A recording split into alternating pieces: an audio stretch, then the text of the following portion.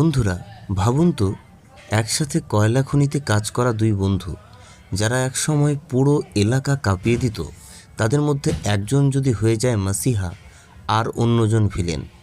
আজ আমরা কথা বলবো সুপারস্টার দেবের মোস্ট অ্যাওয়েটেড মুভি খাদানের গল্প নিয়ে, যেখানে আছে রক্ত, ঘাম আর চরম বিশ্বাসঘাতকতার কাহিনী।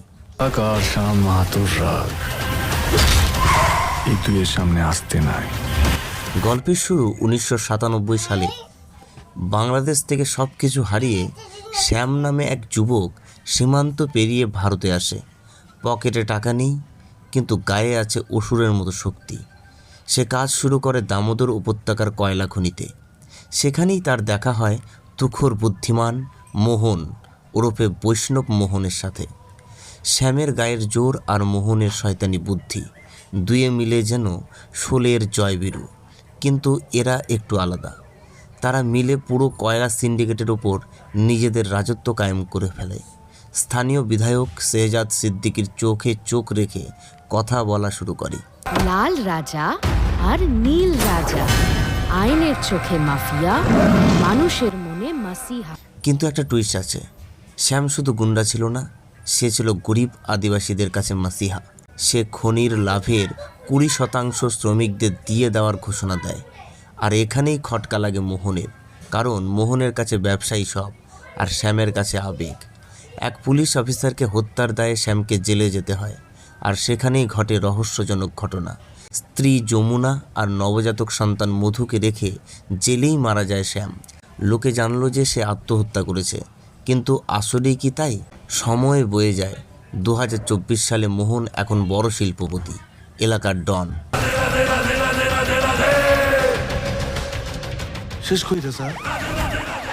আর আমাদের হিরো মধু, শ্যামের ছেলে, এখন একজন সাধারণ কয়লা ট্রান্সপোর্টার।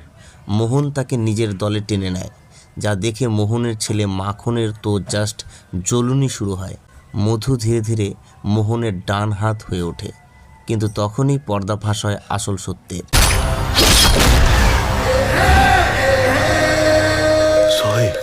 মধু জানতে পারে তার বাবা আত্মহত্যা করেনি, তাকে মারা হয়েছে। বন্ধুরা, আসল শয়তানটা কে জানেন? স্বয়ং মোহন। বন্ধুরা, আসল শয়তানটা কে জানেন? স্বয়ং মোহন। হ্যাঁ, যে বন্ধুকে শ্যাম ভাই ভাবত, সেই মোহনই ঈর্ষার কারণে শ্যামের খাবারে ঘুমের ওষুধ মিশিয়ে তাকে শ্বাসরোধ করে মেরে ফেলেছিল। এতটাই ঠান্ডা মাথার খুনি সে।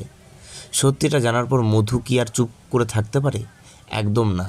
বাপের ওপর হওয়া অন্যায়ের বদলা নিতে মধু ঠিক সেভাবেই মোহনকে শেষ করে, যেভাবে তার বাবাকে মারা হয়েছিল।